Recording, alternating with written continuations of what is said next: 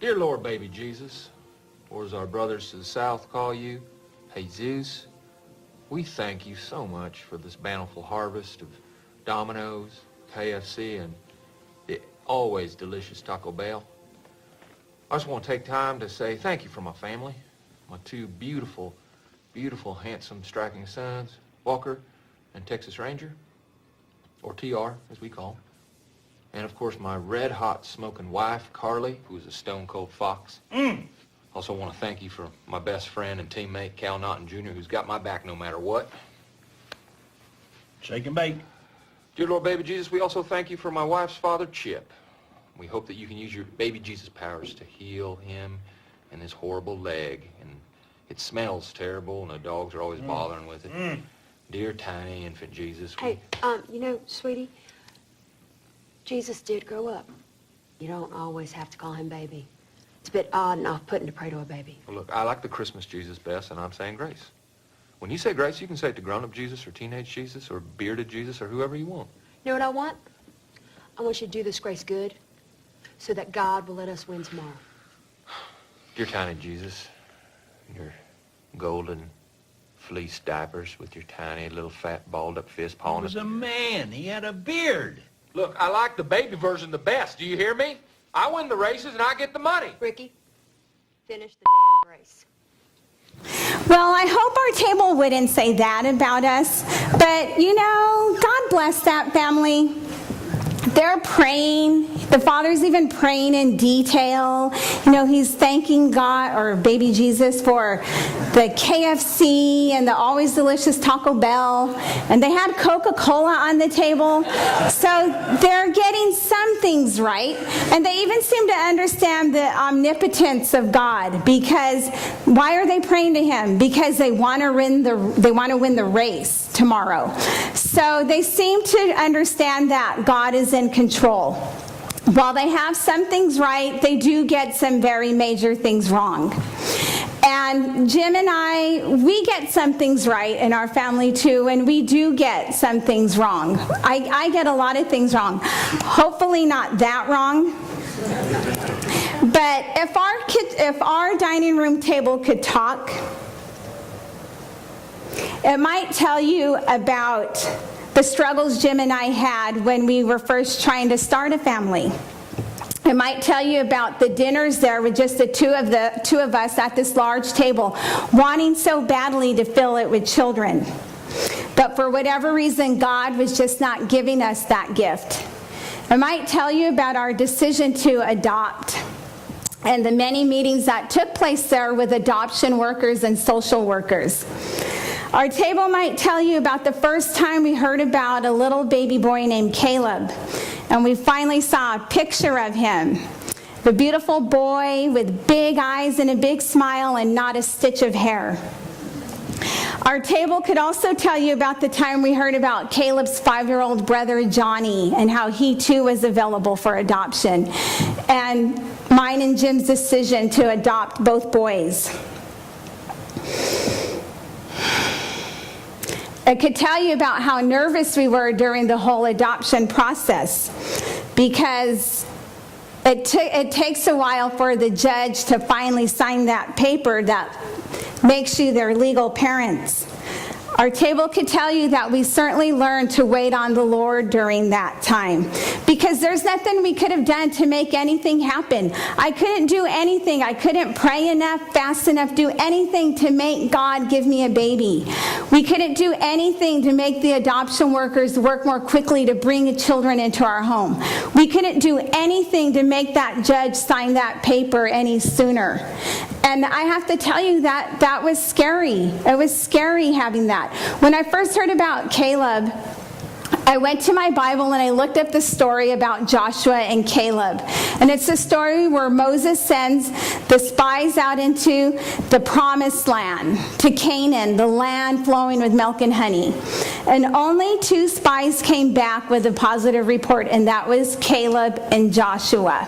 They were the only ones who felt confident that God was giving them this land, and they were willing to take God at his word and take it. And I felt like God was telling me, go through this adoption process. This is it. These are the boys that I have for you. These are the children that I have for you, and I want you to have faith and just take me at my word and do it. And so we did. And as I said, it was risky because they lived with us for 18 months before they became ours legally, and any time during those 18 months they could have been taken out of our home, and that just would have been tragic to me.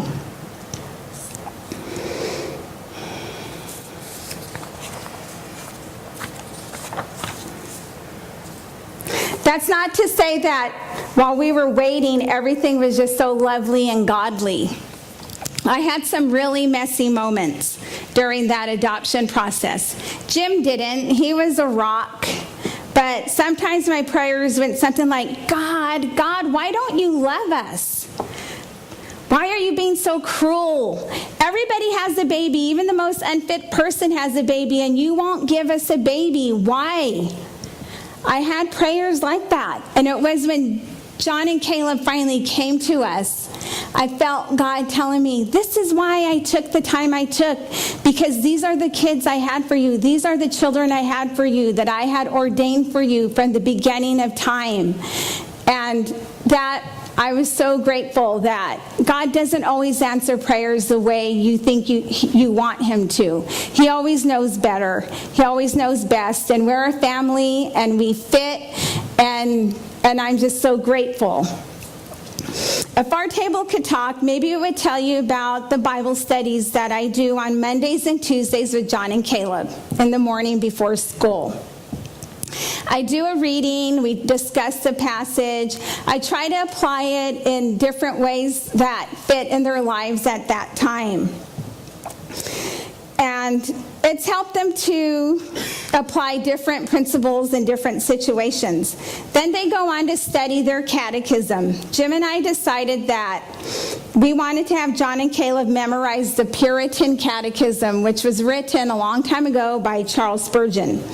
The original has 82 questions and answers, but Jim and I went through it and whittled it down to what we thought were the 40 most important questions and answers. And the questions are something like, what is man's primary purpose? And the answer is to glorify God and enjoy him forever. Another question is, what do the scriptures principally teach? And the answer is, the scriptures principally teach what man is to believe concerning God and what God requires of man. Jim and I want John and Caleb to know why they believe what they believe. 1 Peter 3:15 says, always be prepared to give an answer to everyone who asks you to give the reason for the hope that you have. So that's our reason for having John and Caleb go through this. And it is a daunting task, to be sure. It's daunting for them, and it's daunting for me, who oversees it and tries to make sure that they're learning what they're supposed to. But these truths, we're hoping, will be ingrained in them someday, and that they will not be easily erased as they go through life. Now, I do have moments where I second guess myself. Is 2 days a week enough to do Bible study with them? Should I be doing more? Are 40 statements of faith too much? Am I asking too much of them? Am I being too hard? Is it going to turn them off from the faith at some point when they're older? That's the last thing I want. I don't want to do anything that's going to interfere with their relationship with God. I don't know. I don't know what God has planned for them. I don't know what they're going to become someday. A farmer, a rancher, a doctor, an accountant, a priest, a theologian. I don't know. But they'll likely be husbands and fathers someday. And so at the very least, in those positions, they will have the Word of God in them. And God will just take them wherever He does and use it to His glory and however He sees fit. I I don't know how it's all going to work out. Only time will tell, and I just have to be comfortable with that.